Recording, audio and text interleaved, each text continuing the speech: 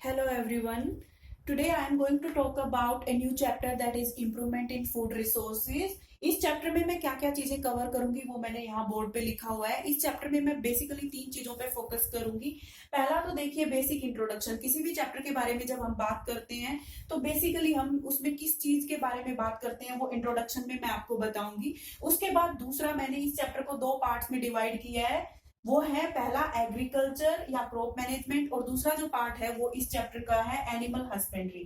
तो देखिए इस चैप्टर का बेसिक इंट्रोडक्शन मैं आपको बताती हूँ। सबसे पहली चीज तो ये कि ये चैप्टर 9th क्लास के बायोलॉजी के कोर्स का चैप्टर है, चैप्टर नंबर 15। सीबीएसई ने जो एनसीईआरटी की बुक प्रिस्क्राइब की है उस बुक में चैप्टर नंबर 15 जो है वो चैप्टर है इंप्रूवमेंट इन फूड रिसोर्सेज। इस चैप्टर का बेसिक इंट्रोडक्शन कुछ इस तरीके से है कि इस चैप्टर में हम देखिए किस किस चीज के बारे में बात करेंगे। सबसे पहली चीज आप ये समझिए कि in order to carry out different life processes को कैरी आउट करने के लिए we need energy and that energy is provided by the food we ईट।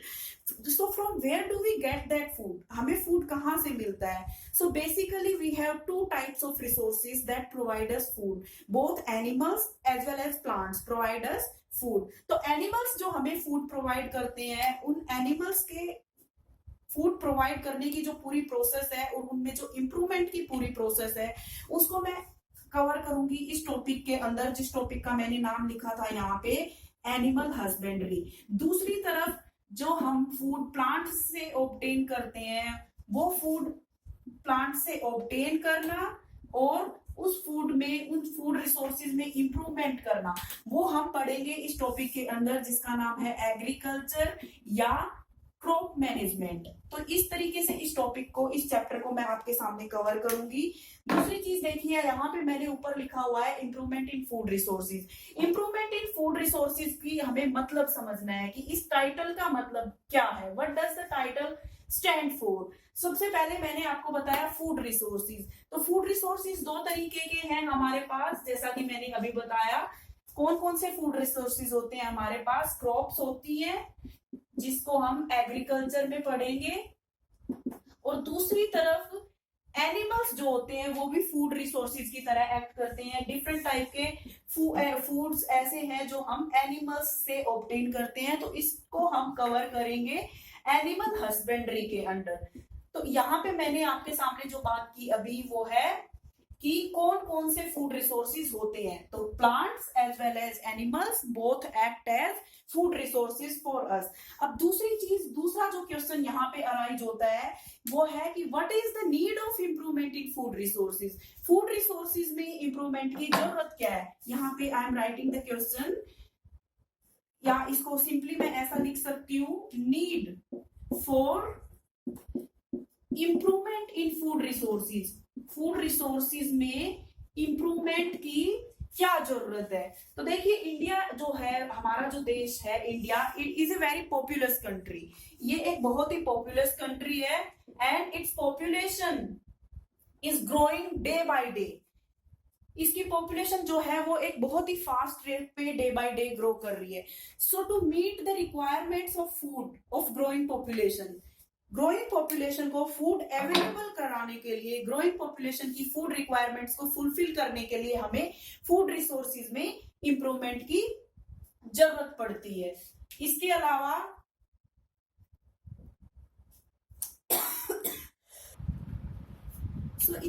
इस तरीके से हमने यहाँ तक क्या देखा कि इंप्रूवमेंट इन फूड, कौन कौन से फूड रिसोर्सेज हैं जिनसे हमें फूड मिलता है, इंप्रूवमेंट इन फूड रिसोर्सेज का मतलब क्या है, और फूड रिसोर्सेज में इंप्रूवमेंट की जरूरत क्यों है। तो यहाँ पे मैं इसका आंसर लिख रही हूँ आपके सामने, to meet the requirements of या to meet the needs of growing population. हमारी जो ग्रोइंग पॉपुलेशन है उसकी नीड्स को, उसकी फूड रिक्वायरमेंट्स को फुलफिल करने के लिए हमें फूड रिसोर्सेज में इंप्रूवमेंट की जरूरत पड़ती है। तो अब फूड रिसोर्सेज में इंप्रूवमेंट करने के लिए गवर्नमेंट ने और कुछ people, there were some special people, some important people who came up with very wonderful ideas in order to make improvement in food resources. तो यहाँ पे अभी मैं नेक्स्ट जो डिस्कस करने जा रही हूँ आपके सामने वो यही कि टाइम टू टाइम हमारे देश में या वर्ल्ड वाइड फूड रिसोर्सेज में इंप्रूवमेंट के लिए क्या क्या एफर्ट्स किए गए. So efforts made for improvement in food resources. Food resources में इम्प्रूवमेंट के लिए कौन कौन से एफर्ट्स अभी तक किए गए.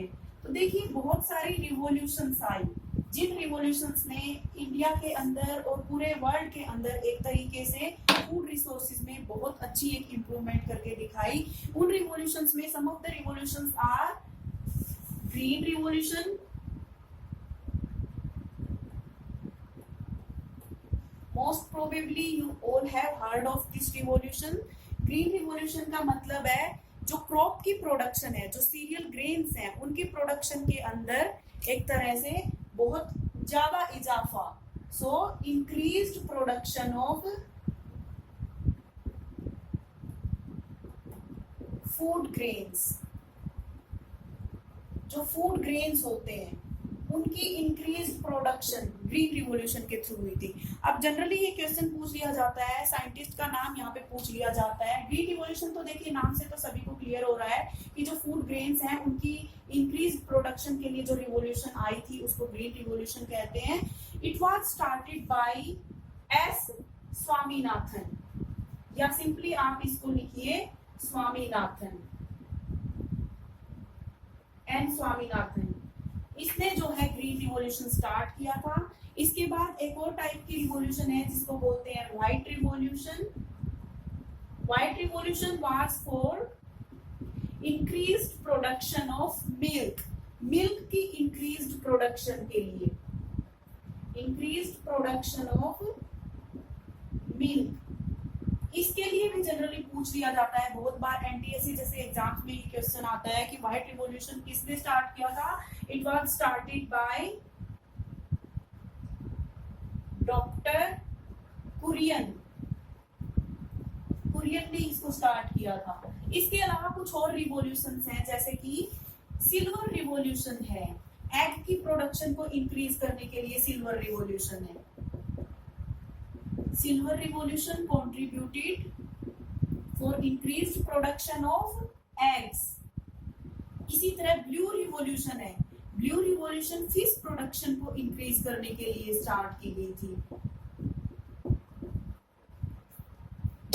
इसके अलावा एक और टाइप की रिवॉल्यूशन है जिसे बोलते हैं golden revolution.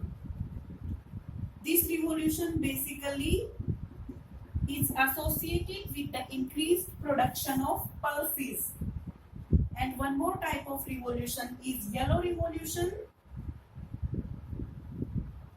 This revolution was about increased production of oils. Oils के प्रोडक्शन को इंक्रीज करने के लिए. तो यहाँ पे ये मैंने कुछ एफर्ट्स लिखे हैं, कुछ रिवॉल्यूशंस के नाम लिखे हैं जिनसे जनरली क्वेश्चन पूछ लिया जाता है.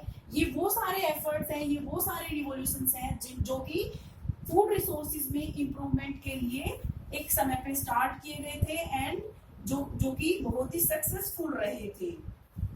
इनमें से केवल एक जो रिवॉल्यूशन है गोल्डन रिवॉल्यूशन, ये अभी फुलफिल होने में वक्त लगेगा क्योंकि ये रिवॉल्यूशन अभी कंप्लीट नहीं हुआ है. इसके अलावा जितने भी टाइप के मैंने रिवॉल्यूशंस बताए, इन रिवॉल्यूशंस ने दे अचीव्ड ग्रेट सक्सेस. इसके बाद देखिए इस चैप्टर के अंदर हम बेसिक इंट्रोडक्शन में ही मैं आगे एक चीज को एक बहुत सिंपल बेसिक आइडिया मैं डिस्कस करने जा रही हूँ अभी आपके सामने. मैंने जितनी भी ये रिवॉल्यूशंस लिखी है, इन रिवॉल्यूशंस ने फूड रिसोर्सेज में इंप्रूवमेंट भी किया और फूड की प्रोडक्शन को इंक्रीज भी किया. लेकिन जब ये रिवॉल्यूशन स्टार्ट किए गए थे तो इन रिवॉल्यूशंस ने नेचुरल रिसोर्सेज को बहुत ज्यादा एक्सप्लॉइट किया और इन सारे रिवॉल्यूशंस ने नेचर के अंदर बहुत ज्यादा एक तरह से डिसबैलेंस या इम्बैलेंस जो है वो क्रिएट किया. तो हमें फूड रिसोर्सेज में इंप्रूवमेंट भी चाहिए, हमें फूड का इंक्रीज प्रोडक्शन भी चाहिए, बट हमें नेचर में किसी भी तरह का इम्बैलेंस नहीं चाहिए. तो एक ऐसा सिस्टम अप्लाई किया गया, एक ऐसा सिस्टम अडॉप्ट किया गया जिसमें इस तरीके से हमें फूड रिसोर्सेज को इम्प्रूव करना था जिससे नेचर को किसी भी तरह का हार्म नहीं होता है, नेचुरल रिसोर्सेज किसी भी तरह से अफेक्ट नहीं होते हैं.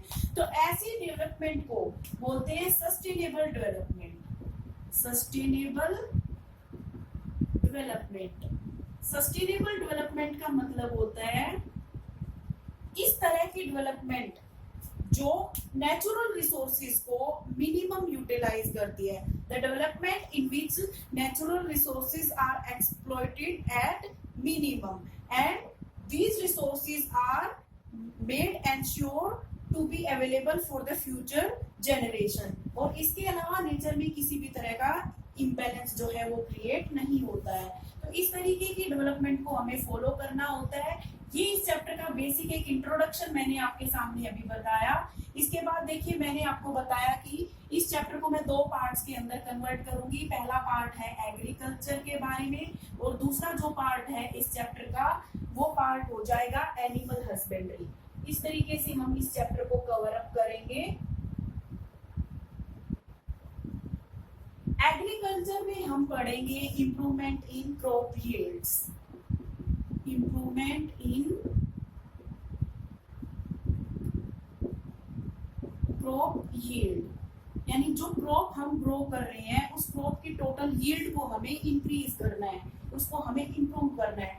तो इस चैप्टर में इस टॉपिक में आगे जो भी मैं आपके सामने एक्सप्लेन करती जाऊंगी 1 बाय 1, उससे पहले आपको ये समझने की जरूरत है क्रॉप किसे कहते हैं और क्रॉप कौन कौन सी होती है। तो देखिए प्लांट्स को हम जब एक लार्ज स्केल पे ग्रो करते हैं, ह्यूमन की बेटरमेंट के लिए, मैनकाइंड के लिए ग्रो करते हैं, अपनी सर्वाइवल के लिए ग्रो करते हैं, तो उसको हम क्रॉप बोलते हैं या क्रॉपिंग बोलते हैं। So cropping is a practice of growing plants on a piece of land at large scale, उसको हम क्रॉपिंग बोलते हैं।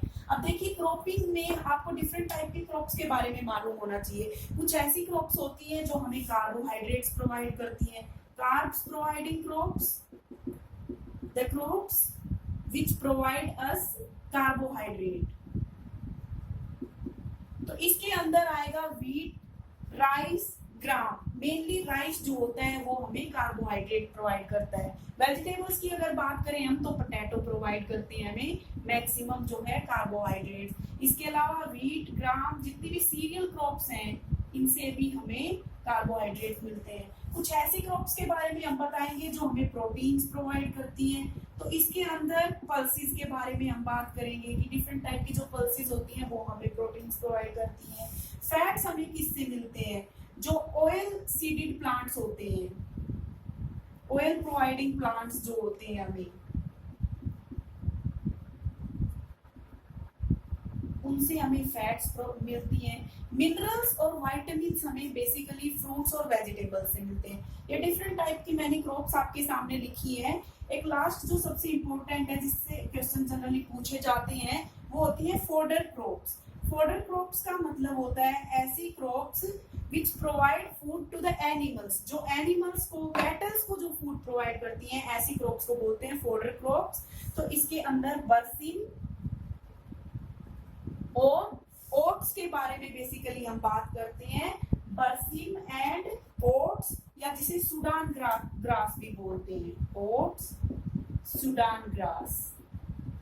तो ये डिफरेंट टाइप की मैंने क्रॉप्स बताई हैं यहाँ पे आपको कि इस तरह की क्रॉप्स होती हैं। अब नेक्स्ट इसी चैप्टर में हम, इसी टॉपिक में हम आगे पढ़ेंगे इम्प्रूवमेंट इन क्रॉप यील्ड में ही हम आगे कंटिन्यू करेंगे। एनिमल हस्बेंड्री इस चैप्टर का सेकंड हाफ पार्ट है, ये हम बाद में स्टडी करेंगे इसके बारे में।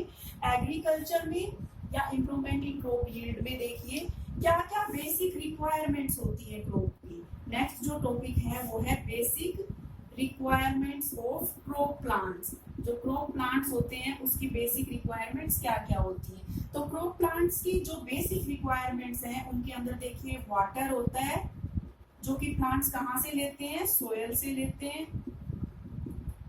इसके अलावा मिनरल्स या न्यूट्रिएंट्स होते हैं, ये भी सोयल से भी लेते हैं, एयर से भी लेते हैं, वाटर से भी लेते हैं, मिनरल्स या न्यूट्रिएंट्स। इसके अलावा एक थर्ड सबसे इंपॉर्टेंट फैक्टर होता है जो होता है सनलाइट।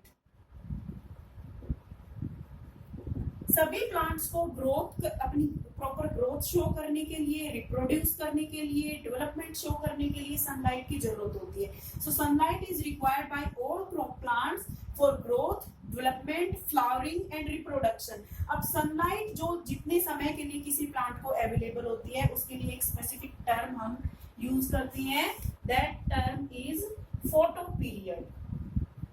फोटो पीरियड का क्या मतलब है? तो देखिए इस वर्ड को मैं स्प्लिट कर रही हूँ इसके कंपोनेंट पार्ट्स में। Photo means light and period means duration या time period. The time period for which sunlight is available to a plant. वो टाइम पीरियड जिस समय के लिए किसी भी प्लांट के लिए सनलाइट अवेलेबल होती है, उस टाइम पीरियड को हम फोटो पीरियड बोलते हैं। और फोटो पीरियोडिज्म, इसी से एक और नया वर्ड बना है, फोटो पीरियोडिज्म। फोटो पीरियोडिज्म का मतलब होता है कि कोई भी प्लांट अवेलेबल सनलाइट के लिए किस तरीके से रिस्पॉन्ड करता है, ये उस प्लांट की प्रॉपर्टी होगी जिसको हम बोलेंगे फोटो पीरियोडिज्म। अब देखिए फोटो पीरियड के बेसिस पे प्लांट्स दो तरीके के होते हैं। कुछ होते हैं long day plants and some are short day plants depending upon the availability of sunlight. यहाँ पे देखिए मैं फिर से रिपीट कर रही हूँ, एक बार मैंने आपको फोटो पीरियड के बारे में बताया। The time period for which sunlight is available to a plant is photoperiod and depending upon the photo period plants are of two types, number 1 long day plants and number 2 short day plants।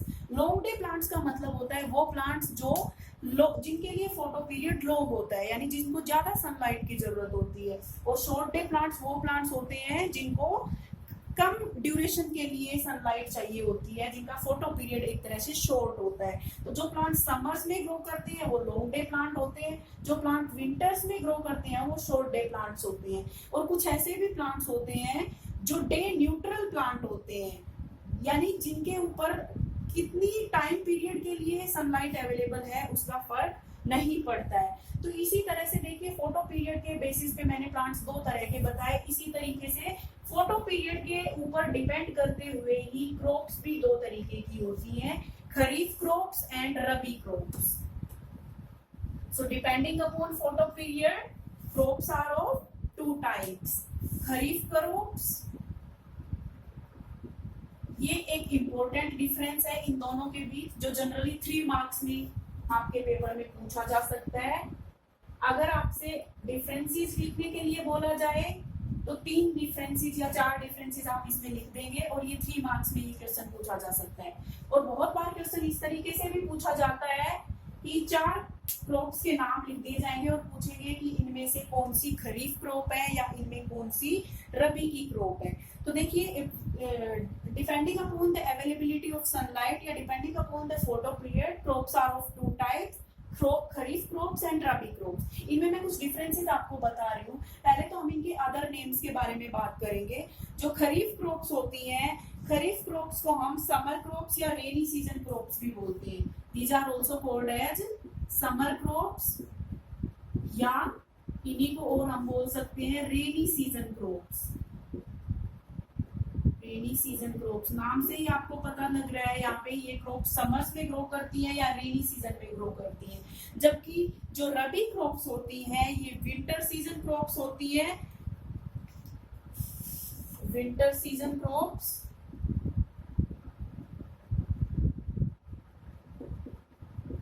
और खरीफ जो crops होती है, इन खरीफ crops को ही monsoon crops भी बोलते हैं, क्योंकि ये मॉनसून में या रेनी सीजन के अंदर ग्रो करती है। अब हम दूसरा जो डिफरेंस इनके अंदर, ये पहला मैंने एक तरह से डिफरेंस बताया है या कहिए कि इनके अदर नेम्स मैंने आपको बताए हैं। दूसरी जो चीज हम दूसरा जो पॉइंट यहाँ पे डिस्कस करेंगे वो ये कि खरीफ और रबी क्रॉप्स जो होती हैं इनका ग्रोइंग पीरियड कौन सा होता है और इनको ग्रो करने का टाइम कौन सा होता है, सो करने का टाइम कौन सा होता है और इनकी हार्वेस्टिंग का टाइम कौन सा होता है। तो सोइंग टाइम कि किस टाइम पे इनको सो किया जाता है। तो सो करने के लिए देखिए ये समर क्रॉप्स है, तो खरीफ क्रॉप्स को हम सो करेंगे जून और जुलाई के मंथ में, जून जुलाई। और हार्वेस्टिंग का क्या टाइम होता है इनका, हार्वेस्टिंग इनकी अक्टूबर नवंबर के मंथ में या सितंबर अक्टूबर के मंथ में इनकी हार्वेस्टिंग होती है। दूसरी तरफ अगर हम बात करें रबी क्रॉप्स की, तो रबी क्रॉप्स के लिए सोइंग टाइम हो जाएगा अक्टूबर नवंबर, और इनके लिए जो हार्वेस्टिंग का टाइम होता है वो होता है March April. This is sowing time and this is harvesting time. इसके बाद नेक्स्ट जो डिफरेंस हम इनके बारे में बात करेंगे वो डिफरेंस होगा क्लाइमेटिक कंडीशंस कैसी चाहिए होती हैं। तो देखिए खरीफ क्रॉप्स जो होती हैं उनको कैसी क्लाइमेटिक कंडीशंस चाहिए होती हैं, हॉट और ह्यूमिड वेदर में ग्रो करती है खरीफ क्रॉप्स, हाई टेम्परेचर में ग्रो करती है। तो क्योंकि ये देखिए समर सीजन में ग्रो कर रही है तो ये इसका मतलब है कि हाई टेम्परेचर में ग्रो करती है, और जब टेम्परेचर हाई होता है तो हॉट होता है, और हॉट होने के साथ साथ वो ड्राई होता है, हॉट एंड ड्राई कंडीशंस में ये ग्रो करती है। दूसरी तरफ जब हम बात करेंगे रबी क्रॉप्स के बारे में, तो रबी क्रॉप्स के अंदर देखिए रबी क्रॉप्स की क्लाइमेटिक कंडीशंस अगर हम डिस्कस करेंगे तो रबी क्रॉप्स जो होती हैं वो लो टेम्परेचर पे ग्रो करती हैं और इनको कोल्ड एंड ड्राई कंडीशंस में ये ग्रो करती है। उधर हमने जो खरीफ क्रॉप्स के बारे में बात करी ये हॉट कंडीशन में ग्रो करती हैं और हॉट के अलावा ह्यूमिड कंडीशन में ये ग्रो करती है, ड्राई में नहीं बल्कि ह्यूमिड कंडीशंस में ग्रो करती हैं, जबकि जो रबी क्रॉप्स हैं वो कोल्ड और ड्राई कंडीशंस में ग्रो करती हैं। मैं फिर से एक बार आपके सामने फटाफट खरीफ और रबी क्रॉप्स में डिफरेंसेस को समराइज कर रही हूँ। सबसे पहली चीज तो ये कि खरीफ और रबी क्रॉप्स आपने किस बेसिस पे डिफरेंशिएट की है। दो टाइप की जो क्रॉप्स हैं ये इस बेसिस पे हैं कि इनका फोटो पीरियड कितना है, यानी कितने टाइम के लिए इनको सनलाइट की आवश्यकता होती है। तो खरीफ क्रॉप्स को हम समर क्रॉप्स भी बोलते हैं और ये रेनी सीजन में ग्रो करती हैं, इसलिए इनको रेनी क्रॉप्स भी बोलते हैं, रेनी सीजन क्रॉप्स भी बोलते हैं। जबकि जो रबी क्रॉप्स हैं ये विंटर सीजन में ग्रो करती है, इसलिए इनको विंटर सीजन क्रॉप्स बोलते हैं। अब टाइम कौन से टाइम पे इनको बोया जाता है और कौन से टाइम पे इनको काटा जाता है। सोइंग टाइम जो होता है खरीफ क्रॉप्स का वो जून जुलाई में होता है और हार्वेस्टिंग टाइम इनका सितंबर अक्टूबर में होता है, जबकि रबी क्रॉप्स के लिए सोइंग टाइम अक्टूबर नवंबर और इनका हार्वेस्टिंग टाइम मार्च अप्रैल होता है। क्लाइमेटिक कंडीशंस की अगर हम बात करें, खरीफ क्रॉप्स जो होती हैं हॉट वेदर में ग्रो करती हैं, हॉट क्लाइमेटिक कंडीशंस में ग्रो करती हैं, हॉट ह्यूमिड और हाई टेम्परेचर में ये ग्रो करती हैं, जबकि जो रबी क्रॉप्स होती हैं वो कोल्ड और ड्राई कंडीशंस में ग्रो करती है और लो टेम्परेचर के ऊपर ये ग्रो करती है। तो ये तो कुछ डिफरेंसेस हैं खरीफ और रबी क्रॉप्स में। इन डिफरेंसेस के अलावा जो सबसे लास्ट जो सबसे इंपॉर्टेंट डिफरेंस है, डिफरेंस ना कह के हम कहेंगे एग्जांपल्स, जो खरीफ क्रॉप्स हैं और जो रबी क्रॉप्स हैं उनके हमें कुछ एग्जांपल्स के बारे में स्टडी करना होगा, क्योंकि क्वेश्चन 1 मार्क में जब पूछा जाता है तो जनरली यही से पूछा जाता है कि give an example of kharif crop या give an example of rabi crop. तो खरीफ क्रॉप जो होती है इनके अंदर राइस होता है, कॉटन, इसके अलावा जो पल्सेस होते हैं, ब्लैक ग्राम को छोड़ के जितनी भी जो दालें होती है, मूंग, इसके अलावा मूंग के अलावा इसमें लेडी फिंगर, गार्लिक, ये सब जो है, मेज, paddy, all these are examples of kharif crops. जब हम रबी क्रॉप्स के बारे में बात करेंगे तो मेनली इसके अंदर व्हीट, मस्टर्ड, इनके बारे में हम बात करेंगे। व्हीट होता है, मस्टर्ड होती है, इसके अलावा रबी क्रॉप्स में ब्लैक ग्राम और रबी क्रॉप्स के कुछ और एग्जांपल्स मैं आपके सामने अभी बता रही हूँ। इसके अंदर barley, mustard, tea, coffee, mustard we have already written और there, turnip, beans, apple, pomegranate, ये सारे कुछ एग्जांपल्स हैं। यानी यहाँ पे मैंने उन क्रॉप्स के मेनली नाम लिखे हैं जो या तो कमर्शियल स्केल पे जिनको ग्रो किया जाता है या जिनसे हमें सीरियल ग्रेन्स ऑब्टेन होते हैं, वो मैंने यहाँ पे नाम लिखे हैं। इसके अलावा वेजिटेबल्स और क्रॉप्स को भी हम डिवाइड कर सकते हैं खरीफ और रबी में। इस तरीके से ये एक इम्पोर्टेंट डिफरेंस था खरीफ क्रॉप्स एंड रबी क्रॉप्स के अंदर, जो जनरली क्वेश्चन पूछ लिया जाता है एग्जाम में। तो अभी तक हम इस चैप्टर में डिस्कस कर चुके हैं। इस चैप्टर का मैंने आपको बेसिक इंट्रोडक्शन बताया और उसके अलावा इस चैप्टर में मैंने एग्रीकल्चर जो यहाँ पे स्टार्ट किया है या इम्प्रूवमेंट इन क्रॉप यील्ड जो मैंने स्टार्ट किया उसका भी मैंने बेसिक आपके सामने कवर किया है। अब देखिए इसी चैप्टर के अंदर